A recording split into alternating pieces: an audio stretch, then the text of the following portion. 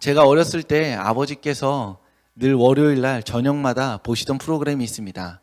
그 보시던 프로그램이 가요 무대였습니다. 그 가요 무대에 보면 MC가 딱 처음에 나와서 하는 이야기가 지금 이 TV를 시청하고 계신 뭐 유럽, 아시아, 뭐 중동 이런 나라의 이름들을 대면서 그 모든 시청자들에게 이렇게 잘 오셨습니다 라고 인사하는 장면이 있었습니다.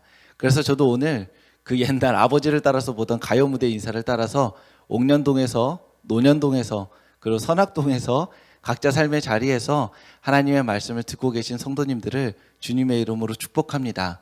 그 삶의 자리가 어디이든지 하나님의 말씀이 오늘 우리와 함께 하실 줄로 믿습니다.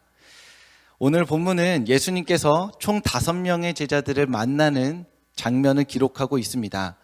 예수님께서 5명의 제자들을 만났지만 한 명은 무명으로 처리됐고 나머지 4명은 이름이 상세히 기록되어 있습니다. 그래서 예수님께서는 이 5명의 제자들 중에 4명의 제자들의 이름을 부르시면서 관계를 맺는 것이 오늘 본문의 주된 내용입니다. 오늘 말씀 35절은 또 이튿날이라는 표현으로 시작합니다. 예수님께서 제자들을 처음으로 부르신 날이 이튿날이라는 것입니다. 그 얘기는 무엇이냐면 예수님이 제자들을 부르시기 전날에 무언가 사건이 있었다는 것이죠. 이 사건이 있는 다음 날에 예수님께서 제자들을 부르기 시작하셨다라는 의미입니다. 그 예수님이 제자들을 부르신 날의 전날은 세례 요한이 예수님을 향해서 세상 죄를 지고 가는 하나님의 어린 양이라고 선언하고 많은 사람들 앞에서 공증한 날이었습니다. 이 선언은 작은 골방에서 예수님이랑 요한이 둘이 앉아가지고 예수님, 알고 보니까 당신이 하나님의 어린 양입니다 라고 말한 게 아니라 세례 요한에게 많은 사람들이 물세례를 받으러 왔고 그 많은 사람들이 모여있는 상황 가운데서 그 사람들에게 선언한 것이죠. 저기 가는 저 사람이 하나님의 어린 양이다. 세상 죄를 지고 갈 너희가 기다리던 오래도록 목말라 하던 그 사람이다 라고 말한 것입니다. 그 세례 요한 곁에서 이 말을 듣고 있던 사람들은 세리와 군인들이 있었습니다. 그들은 이 세상 죄에 가담한 사람들이었고 이 세상 죄를 더욱 견고히 하는 사람들 중에 한 사람들이었습니다.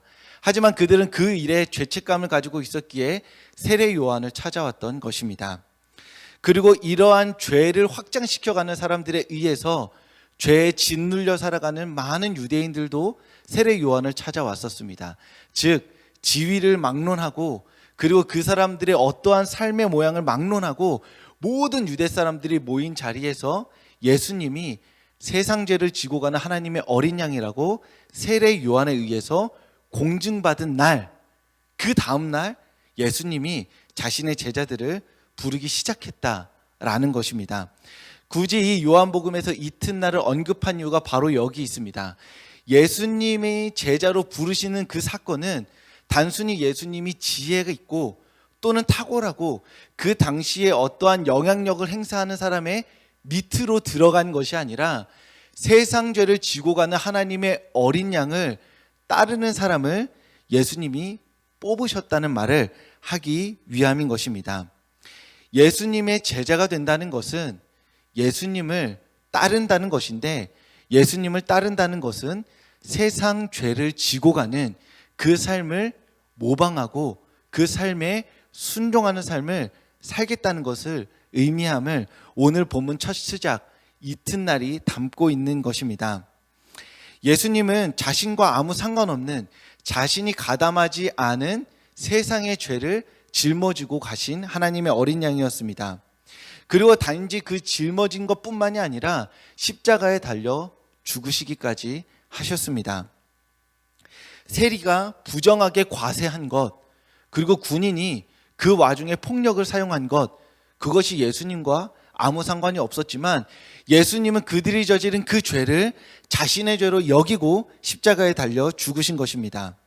안식일을 지키지 못해서 죄책감에 빠져 있는 그 보통 사람들의 죄의식을 예수님께서 짊어지시고 십자가에 달려 죽으신 것입니다.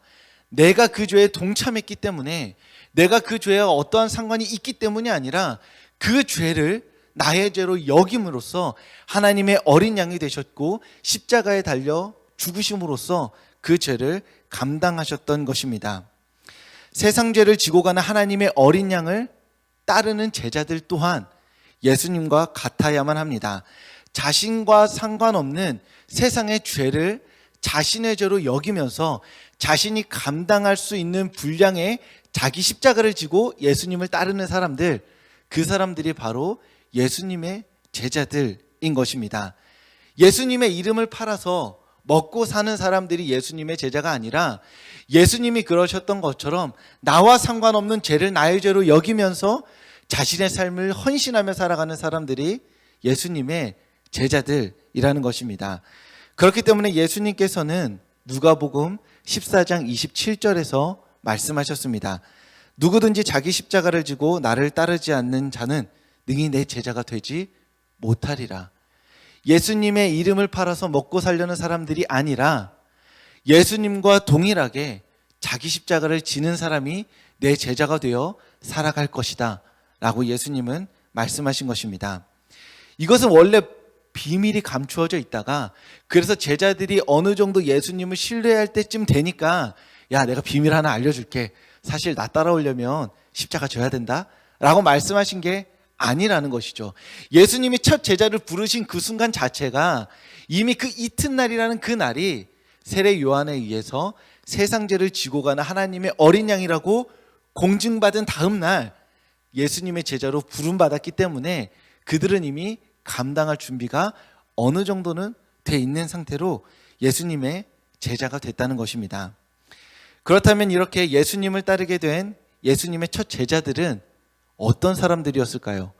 대체 어떤 사람들이었길래 예수님의 제자가 그리고 제자로서 처음 부름을 받을 수 있었던 것일까요? 저는 오늘 본문 말씀을 통해서 이름이 기록된 네 사람의 이야기를 통해서 어떤 사람들이 예수님의 제자로 부름받았는지, 그래서 우리 또한 어떻게 해서 예수님의 제자로 부름받을 수 있는지를 함께 나누어 보고자 합니다. 오늘 본문에 나와 있는 제자들을 한데 묶는 공통점이 한 가지 있다면 그것은 바로 이들 모두가 메시아를 기다리는 사람들이었다는 것입니다.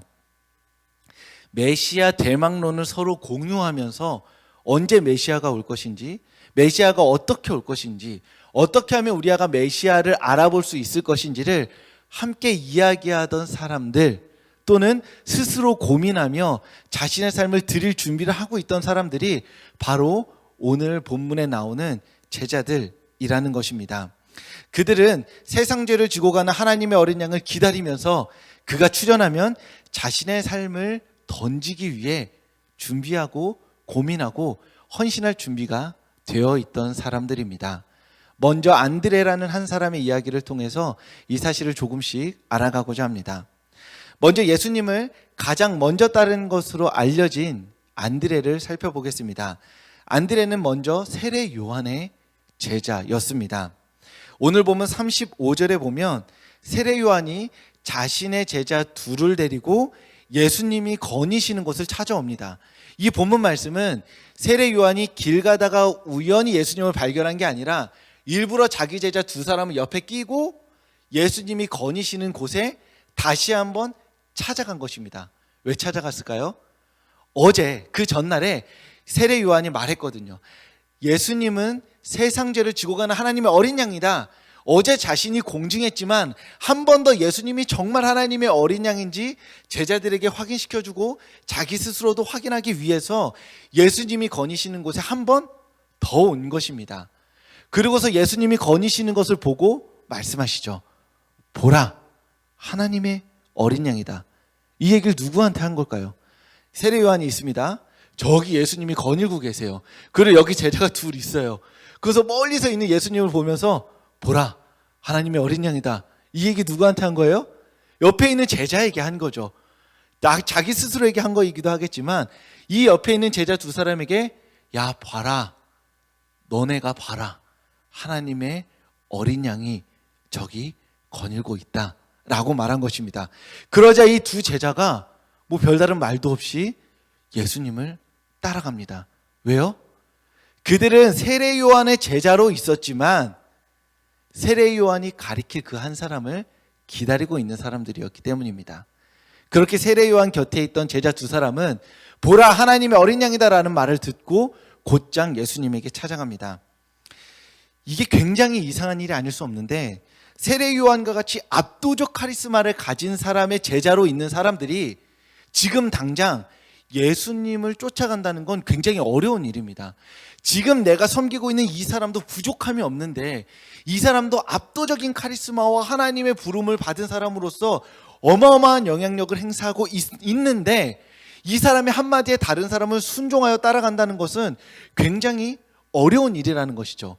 이걸 보았을 때 이 안드레와 다른 제자, 즉 세례 요한 곁에 있던 이 제자는 세례 요한을 종착지로 생각한 것이 아님을 알 수 있습니다. 이 사람이 하나님의 말씀이야, 이 사람이 하나님이 보내신 결정적인 그 인물이야 라고 생각한 것이 아니라, 이 사람은 표지판이야, 언젠가 이 사람이 가리키는 사람을 향해서 나는 떠날 거야, 이 사람이 말한 것처럼 광야의 길을 준비하는 소리이기 때문에 이 사람이 가리키는 사람을 향해 난 따라가야지 하고 기다렸던 것입니다. 그렇기 때문에 이 세례 요한이라는 역사에 두 번 나오지 않을 압도적 카리스마를 가진 그 사람을 훌쩍 버리고 예수님을 따를 수 있었던 것입니다. 그렇게 세례 요한을 떠나서 예수님에게 찾아간 이 두 제자가 예수님에게 묻습니다. 어디 묻고 계십니까? 이렇게 예수님의 어디 계신지 묻고 계신 이 질문은 예수님 주민등록상 주소지가 어디입니까를 물은 게 당연히 아니겠죠. 어디서 먹고 자냐를 물은 게 아닙니다. 당대에는 유명한 랍비들은 자신의 거점을 두고 그 거점에서 자신의 가르침을 가르치면서 제자들을 만들고 이루고 그리고 그 영향력을 형성해 나갔습니다. 즉 여기서 제자들이 예수님 어디 계세요? 라는 것은 주민등록증 뒤에 주소가 어디냐고 묻는 게 아니라 예수님이 영향력을 행사하는 그 자리가 어디입니까? 예수님의 제자들이 모여서 동거동락하고 있는 곳이 어디입니까를 물은 것입니다. 그 얘기 뭐예요? 나도 예수님의 문화생으로 들어가서 예수님과 동거동락하면서 내 삶을 예수님께 드리고 싶습니다 라고 말한 것입니다. 즉 저 이제 예수님에게 제 인생을 걸겠습니다 라고 말한 것입니다. 그렇게 안드레와 또 다른 제자는 예수님과 함께 하룻밤을 보내면서 예수님이 메시아인 것을 완전히 깨닫고 그분을 따르게 됩니다. 만약 안드레가 어떤 기대도 없이 그저 유명한 사람들을 쫓아다니는 사람이었다면, 셀럽들을 쫓아다니면서 이 사람 저 사람 유행 타는 사람이었다면 그렇게 단번에 사람을 바꾸지도 않았을 것이고 자신의 삶을 걸지도 않았을 것입니다. 그는 메시아를 기다렸기 때문에 자신의 전 존재를 걸 만한 인물을 찾고 있었기 때문에 세상 죄를 타파하고 하나님의 구원을 이 땅 가운데 실현할, 하나님의 통치를 이루어낼 그 한 사람을 바라고 있었기 때문에 안드레는, 그리고 함께 있는 그 무명의 제자는 예수님을 향해서 자신의 삶을 던질 수 있었던 것입니다. 안드레의 이야기는 여기서 끝나지 않고 베드로와 또 연결됩니다. 예수님과 하루를 보낸 안드레는 곧장 자신의 형제 베드로를 찾아갑니다. 여기서 안드레의 증언이 굉장히 중요한 게, 안드레가 예수님을 만난 그 시간을 오후 4시경이라고 오늘 본문에 기록하고 있습니다. 그 얘기는 뭐냐면 시간이 한참 지나서 요한복음이 기록된 순간까지 안드레가 뭔 얘기를 했냐면, 내가 예수님을 메시아로 만났던 그날 그 시간이 4시였어 이 얘기를 한 거예요. 너무 특별하고 너무 신나는 경험, 영원히 잊을 수 없는 경험이었기 때문에 시간까지 정확하게 알려줘서 사람들에게 전해줬다는 것입니다.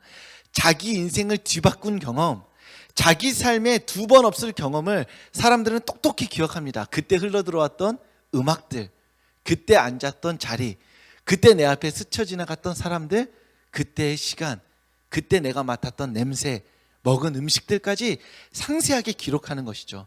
안드레는 자신이 예수님을 만났던 그 경험이 너무나 강렬했기 때문에 10년, 20년이 지나고 요한복음이 기록되던 그 시간에, 야, 내가 예수님 만난 시간이 오후 4시였다 라고 말하게 된 것입니다. 안드레는 예수님을 만난 기쁨이 너무 충만했기 때문에 시간까지 기억하고 있었고, 그 시간에 예수님을 만난 그 다음날 베드로를 찾아가서 이야기를 합니다. 우리가 메시아를 만났다. 여러분들 중에 이 말을 해보신 적이 있는 분이 계신지 잘 모르겠습니다. 내가 예수님을 만난 다음에 내가 막 달려가가지고 내 진짜 친한 친구한테 또는 형제 자매한테 내가 메시아를 만났어, 나 구원자를 만났다 라고 말한 경험이 있으신 분들이 얼마나 많으실지 모르겠습니다. 안드레는 베드로와 형제 사이인데 베드로에게 대뜸 찾아가서 메시아를 만났다라고 말합니다. 이 얘기는 뭐예요? 안드레와 베드로가 늘상 메시아 이야기를 했다는 거예요. 베드로도 메시아를 갈망하면서 안드레와 같이 이 세상죄를 지고 갈 하나님의 어린 양을 기다렸기 때문에 안드레랑 계속 이야기했던 겁니다. 메시아가 언제 올까? 이 세상죄를 끝내줄 그분이 언제 오실까? 하나님의 통치를 자신의 삶으로 구현할 하나님의 어린 양이 언제쯤 오실까 갈망했기 때문에 안드레는 베드로가 메시아를 기다리고 있다는 걸 알았기 때문에 가서 말하는 거예요. 메시아를 만났다. 그러자 베드로가 아무 말 없이 안드레와 함께 예수님을 따르기 시작한 겁니다. 말이 필요 없는 거예요. 왜요? 이미 무수히 많은 메시아에 대한 이야기를 했기 때문이에요. 생각을 좀 바꿔보겠습니다. 안드레와 베드로가 연애를 너무 하고 싶은 청년이라고 생각해 보세요. 상상해 보세요. 그래서 안드레가 그날 메시아를 만났는데 막 달려가가지고 베드로한테 야, 메시아를 만났다. 그럼 베드로의 마음속에 지금 뭐가 있어요? 내가 연애가 너무 하고 싶어. 그런데 안드레가 갑자기 와서 메시아를 만났다고 해요. 그럼 뭐라고 대답할까요? 남자니까? 예쁘냐? 라고 말했겠죠.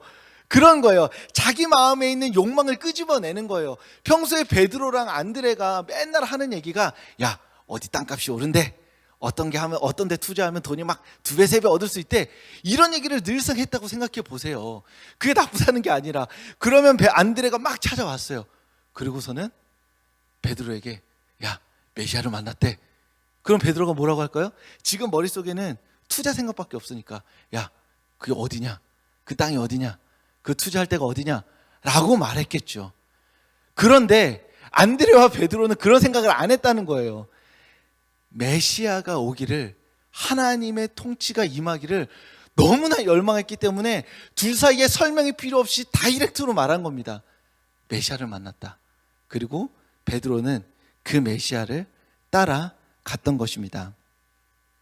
메시아를 향한 그들의 열망이 예수님을 향한 어찌 보면 극단적인 순종으로 연결되었던 것이고, 메시아를 향한 그들의 열망이 예수님의 부름을 받게 하는 원인이 되기도 한 것입니다. 예수님께서 안드레와 베드로를 제자로 삼으시고 나서 빌립과 나다나엘의 이야기가 43절부터 51절까지 나옵니다. 빌립은 예수님께서 안드레와 베드로를 데리고 갈릴리로 올라가시다가 빌립을 만나신 다음에 바로 다이렉트로 말씀하십니다. 나를 따르라. 그러니까 빌립이 따라오죠. 저는 어렸을 때 이런 일이 실제로 가능하다고 믿었습니다. 그런데 대부분 아무 설명 없이 그냥 나를 따르라라고 말했을 때 다른 사람을 본 적이 없어요. 설명이 필요합니다. 예수님이 누구신지 최소한 사형이라도 들어야만 예수님을 주님으로 영접하고 따르게 되는 것이죠. 아무 앞뒤 설명 없이 나를 따르라고 했을 때 예수님에게 자신의 전 존재를 걸 만한 사람이 몇이나 있을까요? 그런데 오늘 본문에서는 우리를 주목시키는 본문이 하나 있습니다. 바로 44절입니다. 빌립은 안드레와 베드로와 한 동네 베세다 사람이라 라고 적혀 있어요. 굳이 말할 필요가 없는 겁니다. 베세다가 어딘데요? 특별히 유명하지도 않고 대단한 동네도 아닙니다. 그냥 베세다 사람이라고 말한 게 아니라 베드로와 안드레와 같은 동네 베세다 사람이라고 말한 이유는 빌립이 예수님의 부름에 한 번에 극단적으로 순종한 이유를 설명해 주는 본문인 겁니다. 안드레와 베드로가 메시아를 열망하면서 하나님의 부름을 기다렸던 것처럼 빌립도 그렇게 메시아를 기다린 사람이었고, 그렇게 기다리고 있는데 예수님 뒤에 안드레와 베드로가 서서 따라가는 것을 보고 예수님의 부름을 듣자마자 우리가 함께 기다리던 그분이구나. 이 세상 죄를 지고 갈 하나님의 어린 양이 바로 예수님이구나. 우리가 정말 간절히 바라면서 기도했던 이 세상 죄를 타파하시고 하나님의 통치를 그 육신으로 구현해낼 분이 바로 안드레와 베드로가 따르고 있는 그 예수님이구나 하고 빌립은 따라갔던 겁니다. 그렇기 때문에 그 한마디에, 나를 따르라는 한마디에 예수님에게 자신의 전 존재를 걸어버렸던 것입니다. 그리고 나서 빌립이 한 행동이 안드레와 똑같습니다. 쪼르르 달려가서 나다나엘이라는 사람을 찾아갑니다. 그리고서 말하죠. 모세와 여러 선지자가 말하던 그 사람 나왔다. 갈릴리 나사렛 예수다. 그러니까 나다나엘이 말합니다. 나사렛에서 뭐 선한 게 나오겠냐? 이거 굉장히 지금으로 따지면 지역 비하적인 발언인 것이죠. 나다나엘은 메시아를 기대하면서 무화과 나무 아래에서 메시아가 언제 올까 하고 하나님 말씀에 몰두하고 있던 청년이었는데, 자신의 판단에서는 나사렛이라는 동네에서는 선한 거, 그러니까 하나님의 말씀을 가르칠 만한 사람이 나올 수가 없다고 판단이 이미 끝난 거예요. 왜요? 매일 메시아의 도래를 갈망하면서 공부하면서 하나님의 뜻을 찾는 사람이었기 때문입니다. 왜냐하면 나사렛은 일단 구약 성경에서 주목되어지는 곳은 아닙니다. 주로 나사렛에서 뭔가 대단한 사람이 나왔다는 기록이 없습니다. 그리고 두 번째로는 나사렛은 그 주변 인근 지역에 세포리스라는 곳이 있는데, 거기에 이제 화려한 궁전 짓고 부자들이 자신의 별장 짓고 저택 짓는 그런 땅이었는데, 세포리스가 그 땅의 목공들이, 그 유명한 건축물들을 짓기 위해 있던 목공들이 잠시 머물면서 생계를 유지하던 지역이었습니다. 그러니까 나사렛 하면 어떤 게 떠오르냐면 교육받지 못한 사람들, 그리고 육체 노동자들, 그리고 부자들의 저택을 지어주는 그런 하층민의 사람들이 모여있는 곳이 나사렛이었기 때문에 나다나엘의 판단에서는 여기에서 뭐가 나올 게 있겠냐라고 되질문한 것입니다. 어찌 보면 합리적인 추론인 것이죠.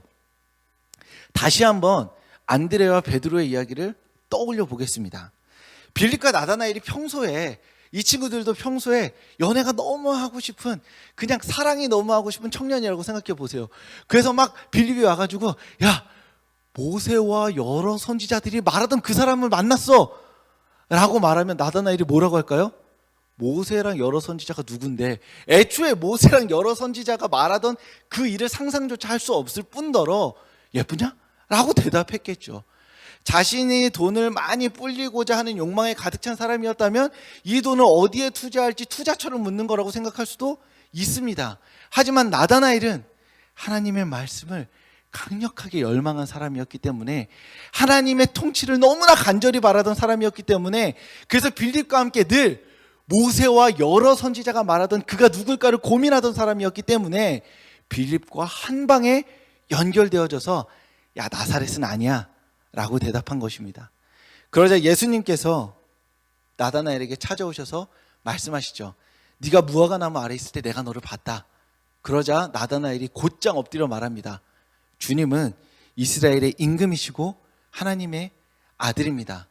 이 본문은 굉장히 수수께끼 같고 많은 이야기를 필요로 하기 때문에 지금 우리가 주목해서 볼 본문은 아니기 때문에 따로 설명은 드리지 않겠습니다. 다만 예수님을 만난 나다나엘 또한 다른 여타의 설명과 많은 대화 없이 자신이 갈망하던 그가 바로 예수님이다라고 생각하고 예수님을 인정하고 따랐다라고 볼 수 있는 것입니다. 안드레와 베드로, 빌립과 나다나엘의 이런 일련의 상황들을 주목해 볼 때 이들이 예수님의 첫 제자로 부름받은 이유가 바로 메시아를 강력하게 갈망했던 사람들이기 때문이라고 생각해 볼 수 있습니다. 예수님은 그저 열심히 많은 사람, 열정이 넘치는 사람을 제자로 뽑았던 것이 아닙니다. 단지 열정이 넘치는, 가슴 속에 불타는 사람이 아니라 그 불이 무엇인지 보시고 제자로 뽑은 것입니다.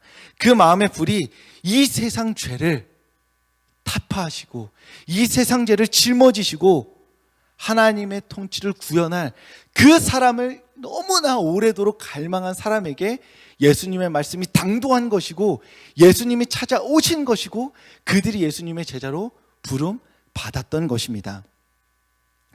예수님의 부름을 받는 사람, 그래서 자기 십자가를 지고 예수님을 따르라고 그 초청을 받는 사람은 이 세상의 죄를 자신의 죄로 여기면서 하나님의 구원 통치를 열망하는 사람들입니다. 하나님은 그렇게 하나님의 아들들의 탄생을 바라면서 신음하고 있는 이 피조 세계를 걱정하며 하나님의 통치를 밤마다 기도로 눈물로 지새우는 그 사람들에게 찾아오셔서 부르셔서 하나님의 사람으로 일꾼으로 삼으신다는 것입니다. 예수님에게 직업을 찾는 사람, 이 세상 가운데서 살아남을 처세술과 몇 가지 잔재주를 찾는 사람, 그래서 이 온 우주의 창조주 되신 하나님을 고작해야 알라딘, 램프로, 우상으로 전락시켜버리는 그 사람들에게 하나님의 말씀은 당도할 수도 없고 당도하지도 않는다는 것입니다. 예수님을 그저 자기 욕망의 실현을 해줄 사람, 마치 자판기처럼 내가 눌렀을 때 나의 욕망을 실현시켜줄 그 사람으로 여기는 사람에게는 예수님의 부름이 결코 임할 수 없다라는 것입니다. 그렇다면 예수님의 말씀이 누군가에게 임할까요? 코로나19에도 순교를 각오하고 인도 최빈민층에게 선교하면서 어떻게 하면 죽어가는 이 영혼들을 살릴 수 있을까? 자신의 온 삶을 걸고 기도하는 인도의 현지 선교사들에게 주님께서 찾아가신다는 것입니다. 영국에 비해서 일하다 죽을 확률이 25배 높다는 기사를 보면서 오늘도 그 위험성이 높은 그 직업을 가지고 땀 흘려 일하는 우리의 가장들, 수고하고 일하는 그들을 걱정하며 기도하는 사람들에게 하나님의 말씀이 당도한다는 것입니다. 주택 보급률이 120%가 넘었는데, 그래서 우리 전 국민에게 집을 한 채씩 줄 수도 있는데 여전히 이 추운 겨울에 택배 상자를 자신의 집 삼아서 칼바람을 피할 수밖에 없는 그 사람들의 건강을 걱정하며 기도하는 사람들에게 하나님의 말씀이 당도한다는 것입니다. 매일 아무리 많이 버려도 쓰레기가 어마어마하게 쌓이는데 이 쓰레기가 대체 어디로 가서 어떻게 해결되어질지 몰라서, 내가 쓰레기인지 쓰레기가 나인지 몰라서 하나님의 이 창조세계가 쓰레기로 덮어져가는 것을 고민하면서 하나님, 어떻게 해야 이 창조세계를 하나님의 뜻 가운데 보존할 수 있을까요? 라고 갈망하며 기도하는 그 사람에게 하나님의 말씀이, 하나님의 은혜가, 주님의 부르심이 당도한다는 것입니다. 그렇게 예수님을 바라며 이 세상의 죄를 자신의 죄로 여기며 이 세상의 문제를 자신의 문제로 여기며 하나님 앞에 간절한 마음으로 기도하고 있는 이들에게 주님이 찾아오셔서 말씀하시죠. 나를 따르라. 그리고 자기 십자가를 져라. 그게 우리를 향한 예수님의 부르심인 것입니다. 각자의 자리에서 수요 예배에 참석하신 성도님들, 이 세상의 죄를 자기 죄로 여기고 하나님의 구원 통치를 갈망하는 이들에게 예수님은 자기 십자가를 지라고 말씀하십니다. 여기서 자기 십자가란 다른 사람과 비교하여서 다른 사람보다 더 대단하고 특별한 것이 아니라 하나님의 눈물과 마음이 있는 곳에 나의 눈물과 마음이 접합되어져서 나의 눈물과 마음을 결코 뗄 수 없는 그곳이 바로 내가 십자가를 져야 하는 곳인 것입니다. 그렇기 때문에 우리는 각자가 놓인 각자의 삶의 자리에서 하나님의 부름을 받는 것입니다. 하나님은 우리 모두를 인도 선교사로 부르시는 것이 아닙니다. 우리 모두를 특정 직업군으로 부르시는 것이 아닙니다. 우리 각자가 놓인 삶의 자리에서 우리의 눈을 도저히 뗄 수 없고 우리의 마음을 도저히 외면하지 못하게 하는 어떤 사람들, 어떤 상황들, 어떤 눈물 어린 사람들에게 우리의 마음을 고정시키게 함으로써 그곳이 네가 십자가를 져야 할 곳이니 그곳에서 너의 삶을 헌신해라 라고 주님께서 말씀하시는 것입니다. 그곳은 나의 목원의 삶일 수도 있고 목자의 삶일 수도 있습니다. 내가 만나는 내가 가장 사랑하는 가정, 남편이 될 수도 있고 나의 자녀가 될 수도 있습니다. 나의 직장이 될 수도 있고 이 대한민국이 될 수 있고 이 분단된 나라의 현실이 될 수도 있습니다. 또는 전 세계가 될 수도 있는 것입니다. 그 우리를 각자의 삶의 자리에서 우리의 눈물과 마음을 통해서 자기 십자가를 지라고 오늘도 우리를 초청하시는 주님의 그 부르심에 아멘으로 응답하시며 그 부르심에 순종하시며 이 땅 가운데서 하나님의 뜻을 성취해 나가는 성도님들 되시길 주님의 이름으로 축복합니다. 기도하겠습니다.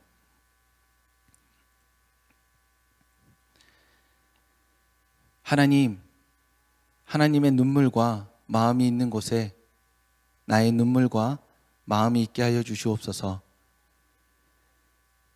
하나님의 애끓는 마음이 있는 곳에 나의 애끓는 마음이 있게 하여 주시옵소서. 내가 원하는 곳에 하나님을 끌어오는 것이 아니라, 내가 바라는 곳에 하나님을 당겨오는 것이 아니라, 하나님이 원하는 곳에 내가 끌려가고 하나님이 바라는 곳에 내가 당겨지게 하여 주시옵소서. 자기 십자가를 지고 나를 따르라는 그 주님의 말씀을 오늘 들었습니다. 하나님, 다른 사람과 비교하여서 저 사람이 있는 저곳, 저 사람이 순종하는 저 자리, 그곳을 탐하는 것이 아니라 오늘 나에게 주시는 하나님의 눈물과 하나님 마음에 귀 기울이고 주목할 수 있게 하여 주시옵소서. 그래서 그 삶의 자리에서 순종함으로써 하나님의 뜻을 성취해 나가는 주님의 제자가 되게 하여 주시옵소서. 오늘도 그리고 남은 한 주도 우리와 함께 하여 주시고 우리를 지켜주실 주님께 찬양과 영광을 올려드립니다. 사랑합니다, 예수님. 예수님 이름으로 기도합니다. 아멘.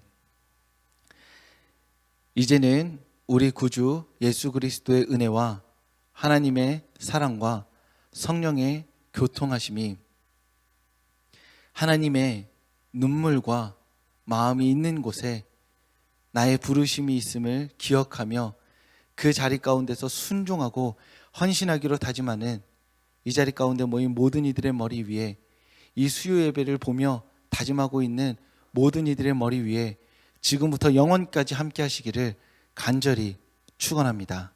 아멘.